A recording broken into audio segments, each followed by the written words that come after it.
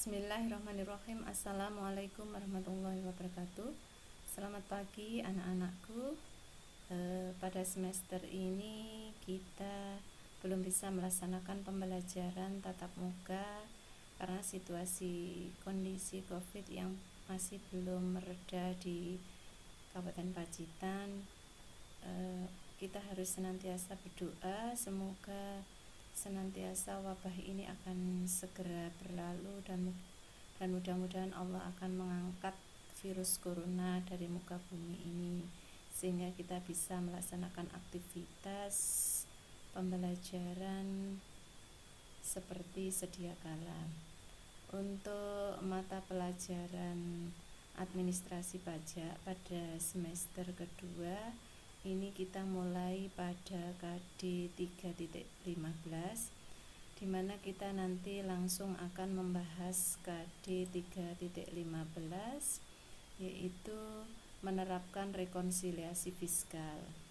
Karena memang kondisinya seperti ini, kita tidak bisa melakukan pembelajaran tatap muka sehingga kita melakukan pembelajaran secara teori, bukan akan memberikan materi dalam bentuk PPT. Kemudian silahkan kalian nanti meresum dan setiap KD nanti akan saya beri evaluasi untuk dikerjakan. Mari kita mulai pembelajaran kali ini dengan bacaan basmalah. Semoga apa yang kita peroleh di pagi hari ini akan diberi kemudahan dan mendapatkan manfaat. Amin. Jadi materi yang pertama adalah KD 3.15 menerapkan rekonsiliasi fiskal. Ruang lingkup rekonsiliasi fiskal. Perusahaan yang beroperasi di Indonesia tak lepas dari kewajiban untuk melakukan pelaporan keuangan yang disesuaikan dengan peraturan pajak. Inilah yang kemudian dalam sebuah laporan keuangan terjadi selisih atau koreksi yang disebut dengan koreksi secara fiskal. Koreksi ini dilakukan guna mengetahui kesalahan dalam penghitungan PPh yang harus disesuaikan dengan standar laporan Direktorat Pajak. Jadi gini, pada intinya di akhir tahun takwim setiap perusahaan berkewajiban untuk membuat laporan keuangan. Dan laporan keuangan yang dibuat itu laporan keuangan komersil ya. Laporan keuangan komersil itu nanti harus disesuaikan dengan peraturan perpajakan sehingga akan terjadi yang namanya koreksi fiskal. Karena di dalam perusahaan setiap uang yang dikeluarkan itu dikatakan sebagai beban. Padahal berdasarkan peraturan perpajakan tidak semua uang yang dikeluarkan oleh perusahaan itu dikatakan sebagai beban. Oleh karena itu perlu adanya koreksi fiskal sehingga akan terbit yang namanya laporan keuangan fiskal. Rekonsiliasi fiskal perlu dilakukan karena adanya perbedaan penghitungan, khususnya laba menurut akuntansi dengan laba menurut perpajakan. Laporan keuangan komersil atau bisnis, jadi laporan keuangan yang dibuat oleh perusahaan di akhir tahun itu disebut dengan laporan keuangan komersil atau bisnis. Ini bertujuan untuk menilai kinerja ekonomi serta keadaan finansial dari sektor swasta. Sedangkan laporan keuangan fiskal lebih bertujuan untuk menghitung pajak. Oleh karena itu, guna kepentingan bisnis atau komersial, laporan keuangan disusun berdasarkan International Financial Reporting Standard. Jadi, laporan keuangan yang disusun oleh perusahaan di akhir tahun disebut laporan komersil, harus disusun berdasarkan IFRS atau International Financial Reporting Standard. Pengertian rekonsiliasi fiskal. Rekonsiliasi fiskal merupakan koreksi atau penyesuaian yang harus dilakukan oleh wajib pajak sebelum menghitung pajak penghasilan bagi wajib pajak badan serta wajib pajak orang pribadi yang menggunakan pembukuan untuk menghitung penghasilan kena pajak. Jadi yang berkewajiban membuat laporan rekonsiliasi fiskal adalah wajib pajak badan dan wajib pajak orang pribadi yang mempunyai usaha dan menggunakan pembukuan. Koreksi fiskal terjadi karena adanya perbedaan pengakuan penghasilan maupun biaya antara akuntansi komersial dengan akuntansi pajak. Rekonsiliasi fiskal adalah proses penyesuaian atas laba komersial yang berbeda dengan ketentuan fiskal guna menghasilkan neto atau laba yang sesuai dengan ketentuan pajak. Jadi di awal tadi sudah saya katakan bahwa pada intinya perusahaan membuat laporan di akhir tahun dalam bentuk laporan komersil, tetapi perusahaan juga harus membuat laporan berdasarkan ketentuan peraturan perpajakan yang berlaku. Oleh karena itu, karena terjadinya perbedaan antara laba komersil dan laba berdasarkan akuntansi pajak, maka perlu adanya koreksi fiskal.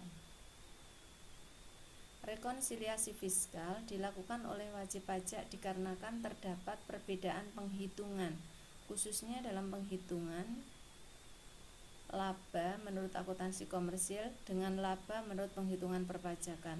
Laporan keuangan fiskal lebih ditujukan untuk menghitung pajak, adapun laporan keuangan komersil lebih ditujukan untuk menilai kinerja ekonomi dan keadaan finansial dari sektor swasta. Ini sudah bisa disimpulkan bahwa laporan keuangan fiskal lebih ditujukan untuk menghitung pajak. Adapun laporan keuangan komersil lebih ditujukan untuk menilai kinerja ekonomi dan keadaan finansial dari sektor swasta. Penyebab terjadinya koreksi fiskal yang pertama adalah adanya perbedaan tentang waktu. Dalam melakukan pencatatan keuangan, sering terjadi adanya beda pada waktu dalam pemasukan penghasilan. Dalam catatan berbasis kas, di periode catatan keuangan yang sudah lampau, seperti catatan keuangan yang sudah lebih dari 1 tahun. Penyebab yang terjadi dengan timbulnya beda waktu ini juga dikarenakan lambatnya penagihan piutang, terjadinya laba yang menyusut. Kemudian yang kedua, munculnya beda tetap. Pada kemunculan beda tetap, yaitu kondisi yang terjadi saat ditemukannya transaksi perusahaan dan transaksi tersebut merupakan standar wajib pajak bagi perusahaan. Misalnya saja terdapat sumbangan untuk perusahaan, artinya hal tersebut merupakan penghasilan yang diperoleh. Maka saat komponen tersebut masuk ke dalam draft laporan keuangan akan menimbulkan perbedaan pada pajak. Saat itulah dibutuhkan yang namanya koreksi atau rekonsiliasi fiskal, penyesuaian antara laporan keuangan komersil dengan laporan keuangan berdasarkan peraturan perpajakan yang berlaku. Jenis-jenis koreksi fiskal. 1. Adanya koreksi positif fiskal yang dilakukan, yaitu sebuah koreksi yang dilakukan oleh perusahaan untuk melakukan perbaikan pada catatan penghasilan, serta terdapat biaya yang memberikan efek pada kenaikan jumlah biaya untuk wajib pajak. Untuk fiskal positif merupakan adanya pembagian laba atau penghasilan. Penghasilan yang didapat pasti akan kena wajib pajak. Inilah beberapa contoh dari fiskal positif. Terdapat sanksi administrasi, sanksi tersebut berupa denda. Adanya biaya sebagai kepentingan pribadi untuk wajib pajak. Jadi koreksi fiskal positif itu mengurangi laba kena pajak. Misalnya saja kalau direktur suatu perusahaan ingin memperbaiki atau merenovasi rumah pribadinya, maka uang yang digunakan untuk merenovasi ini tidak bisa dikatakan sebagai pengurang dari laba. Kemudian tidak bisa dikatakan sebagai beban ya. Pemberian pekerjaan yang menghasilkan imbalan dalam bentuk yang natural. Adanya sumbangan serta dana berupa hibah. Terdapat premi untuk asuransi kesehatan dwiguna, asuransi untuk beasiswa. Perlakuan koreksi negatif pada fiskal. Dalam memperlakukan koreksi negatif pada fiskal yaitu dengan melakukan perbaikan. Sementara itu, hasil yang didapatkan mengurangi jumlah untuk biaya pajak sehingga akhirnya beban dan biaya pajak terasa lebih ringan oleh wajib pajak.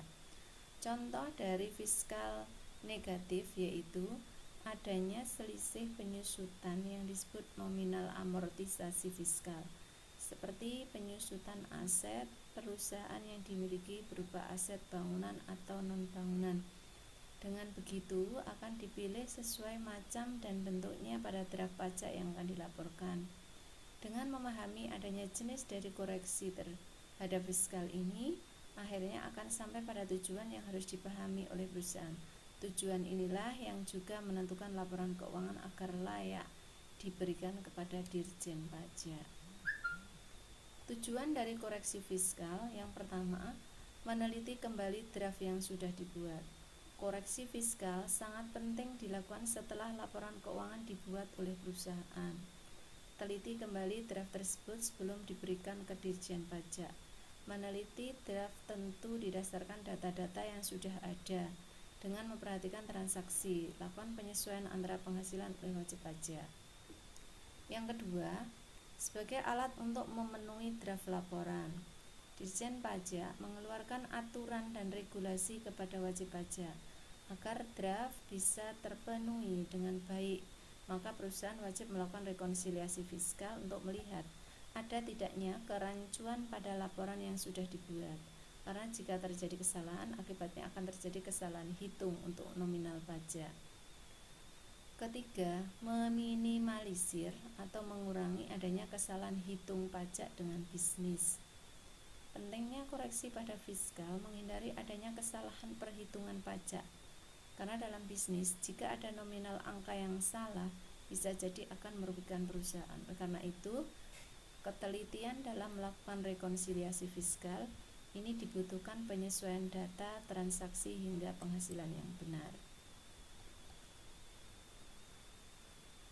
Jadi pada intinya rekonsiliasi fiskal ini adalah penyesuaian antara laporan keuangan komersil yang dibuat oleh perusahaan disesuaikan dengan laporan keuangan berdasarkan standar aturan perpajakan.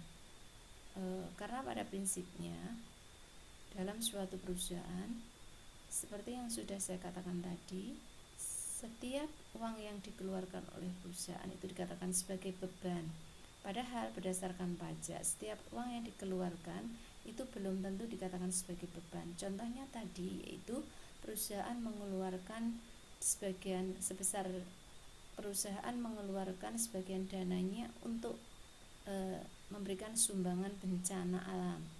Itu kalau menurut laporan komersil dikatakan sebagai beban, tetapi kalau menurut laporan keuangan fiskal berdasarkan peraturan perpajakan itu tidak bisa dikatakan sebagai beban. Jadi perlu adanya koreksi fiskal. Anak-anak, karena memang kondisi seperti ini, maka pembelajaran tetap dilakukan secara daring dan saya berharap kalian tidak bosan untuk mengikuti pembelajaran daring ini.